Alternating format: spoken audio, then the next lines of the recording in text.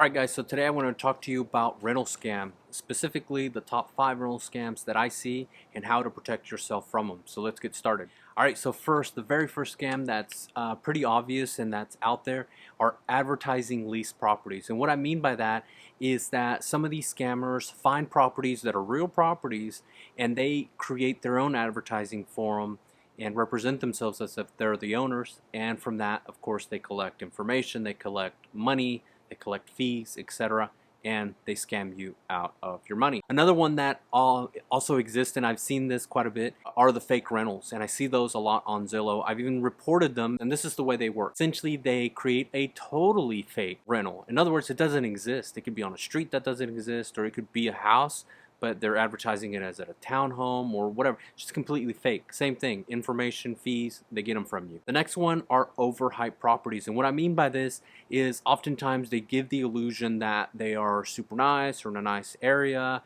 or they back up to something really nice, but when you get there, it's nothing like that. And after you get there, of course, they try and pressure you into renting it anyways or renting something else, something like that. That's really a scam. And again, they're trying to get your money or trying to get your attention. All right, so number 4 is the bait and switch. Now, the classic bait and switch is been used over and over and over again, and that is that they will advertise a property. It's kind of what like the used car salesman or the new car salesman will put in those advertisements that you get in the newspaper, and they say, hey, this loaded truck for $199 a month. You show up to the dealership and they say, oh, sold out of that particular model, but we've got these other ones that are $10,000 a month if you'd like them. That's the old bait and switch, and that exists in real estate, and it's a scam.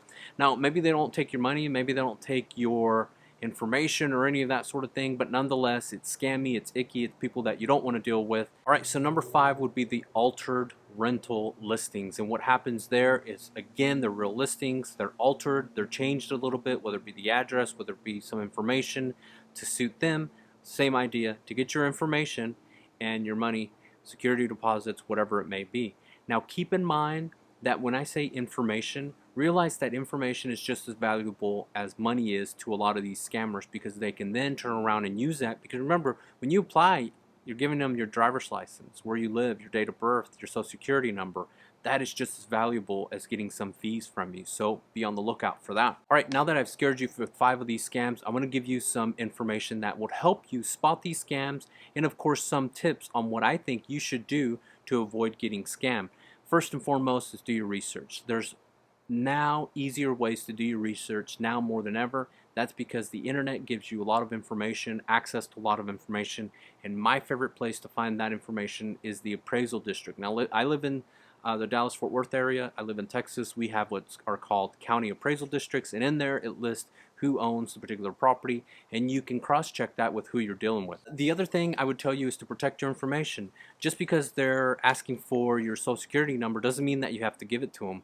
You only give that to them once it's absolutely necessary.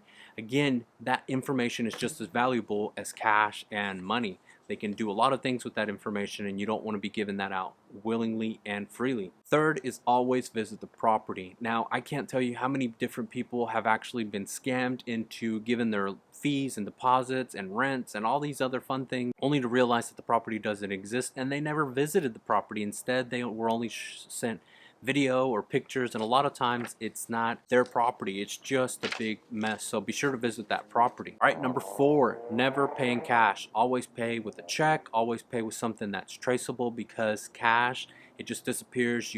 There's a certain way of not being able to trace that. You don't want to be paying in cash. Last but not least, of course, number 5 is hire a professional. Now, the reason I tell you this is because now you have a second set of eyes on your side. And remember, if you haven't had a chance to watch my video where I tell you, here it is, a video where I tell you about my services and how a lot of times, 99.9%, as a matter of fact, to this date, 100% of my services to renters have been completely free. So you get another set of eyes, you get a professional on your side, you get someone to verify that information, and you know that you're dealing with something that is on the up and up. So with that, I hope you found that these 5 common rental housing scams have helped you. I hope that I armed you with some information that's going to help you in the future to prevent from being taken advantage of. And of course, as you know, I always am out here with the heart of a teacher to teach you, inform you, to make you a better educated consumer to make wiser decisions so that you don't end up as part of a scam and being taken advantage of. And of course, if you're thinking about buying, selling, or renting, remember to reach out to me. I'll be more than happy to serve you. Thanks so much for watching this video.